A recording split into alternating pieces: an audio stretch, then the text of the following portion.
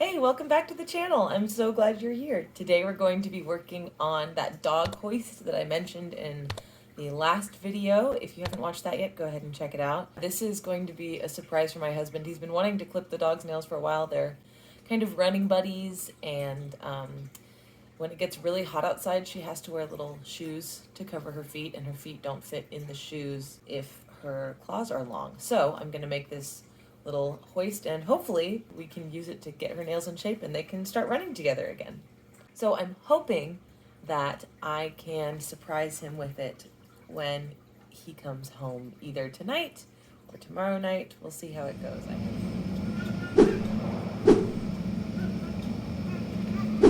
It's time to do some very accurate dog measuring and maybe a little bit of pattern drafting. Are you ready, Beans?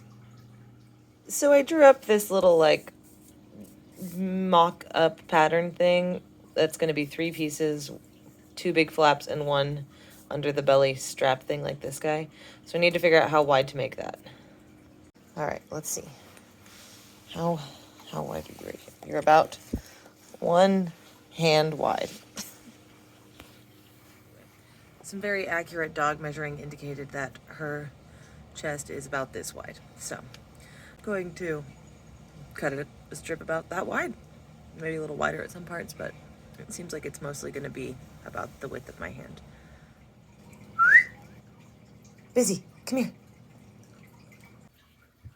Okay, those are the measurements. So the whole piece is going to be 23 inches long, 6 inches for the front legs, 10 inches for the belly, 7 inches for the back legs. And after while I was filming this part, I got distracted by that cut on my finger, and I thought it looked kind of gross, and it might gross you out, so I was like experimenting, pointing with my middle finger. Can you tell that it's my middle finger if you didn't know? I mean, be honest. Can you tell?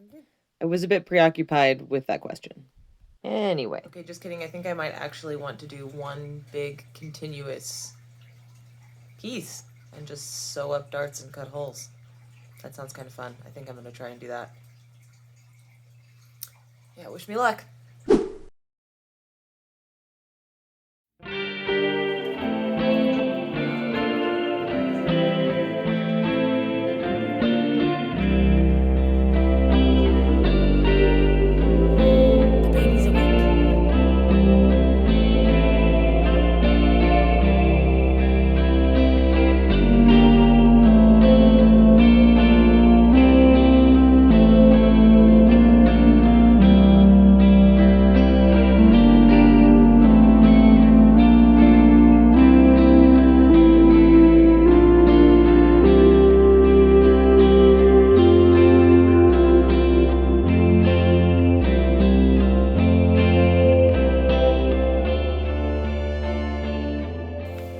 Wow. Wow, look at that dog. Who's she wearing? Wow. It's giving Star Wars, Busy. Fig! The kid has had a really weird nap schedule today, I think because yesterday she was just really tired and overwhelmed. So she's down for another nap, which means I have another opportunity to work on this dog hoist. I think it's going to be pretty quick. When she was wearing it a minute ago, I kind of like marked out some darts. What is the, like, I don't know. I marked some stuff out, so I'm going to like sew some things together, sew some other things together, and we'll see where it lands.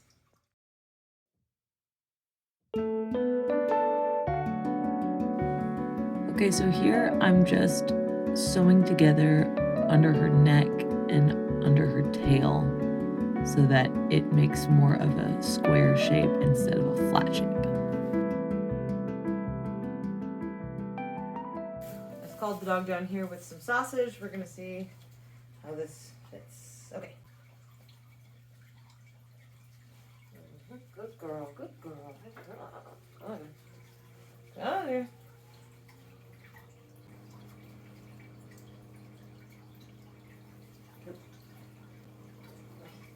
Okay, right. I think it's nice to have. Mostly here. I'm gonna choke you though. I'm not gonna choke you. You being choked, Busy? Busy, are you being choked? I can't tell. Okay. Who's a good girl? Who's a good dog? Are you so good dog? You're so good dog. You're so good dog. Do you want a treat? Guys, I'm feeling really optimistic about getting this done in time today. Because all I have to do is sew down that part and then add the straps, and it's done. This is basically me just folding down and cutting away extra parts of the project.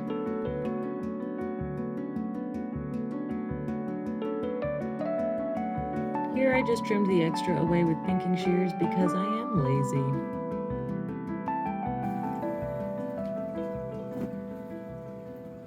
So the dilemma that I'm coming to now is that I have this lovely dog-shaped bag, but I only have this much of this. So my original plan was to do 2 straps like this, one on each side, and then I could hang this through the appropriate thing on the chin-up bar, but I think maybe, I think I need to go do some workshopping with the chin-up bar.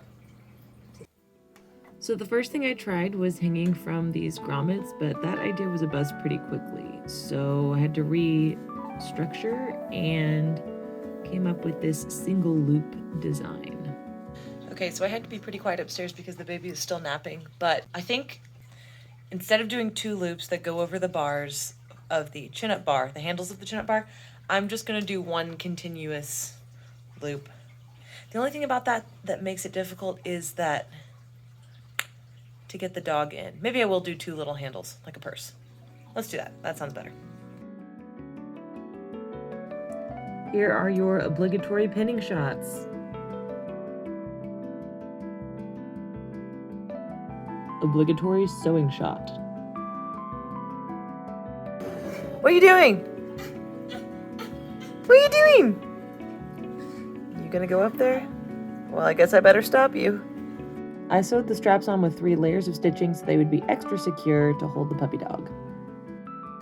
Who needs a walker toy when you have a sideways ironing board? Hi! Hi there! Hey!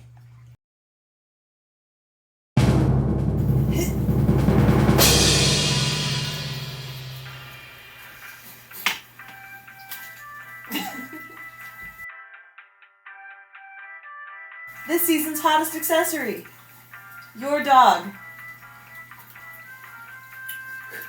Hey, busy. Good girl.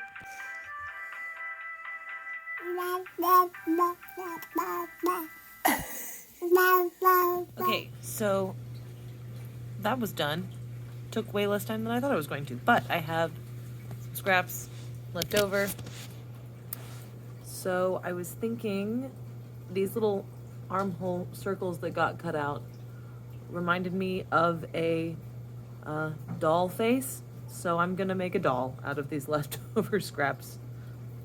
I've never made a doll before. This should be fun.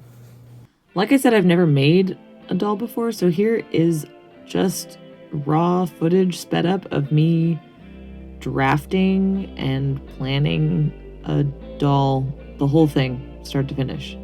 There's the little face, cutting out ears now. I would have made the ears rounder in retrospect. I think they're a little too pointy. Using some extra cotton that I had in my stash bag. Turning them right side out. Okay, this is the head drafting. It is a little bit lumpy at the end, I think. Obviously using a pattern that you actually drafted on paper instead of just cutting out shapes and hoping that it works. But, I mean, it's cute, and it's a little bit homespun, but I'm not mad about it. Here are the little arms. Something I would have done differently with the arms was put beans in them. I didn't put beans in the arms, but I did put them, well, I guess I put lentils in the feet and the bum of the rabbit, but I would have done them in the arms too. Here we are, lentil time, putting them in the legs. And then I'm going to stuff the legs with some stuffing. There we go, polyfill.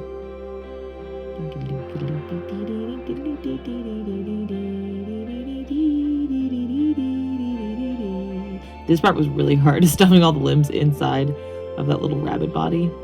I really struggled with that, but it turned out okay.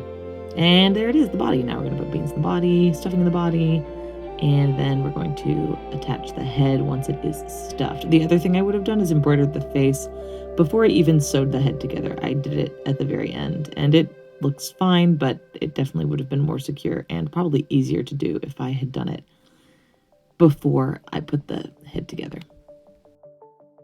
I don't really have any idea how to attach a stuffed animal head. I guess I did it right. I mean, it's not going to come off, so how wrong could it be? Ta-da! Now we're doing the little nose. And then I started to do some whiskers on one side. I didn't film myself showing how to do that because I cut them off. I didn't like them. They looked a little too mustachy. So there she is. She's pretty cute. I can't wait to make her some clothes. Hope the baby likes her. Well, see you later.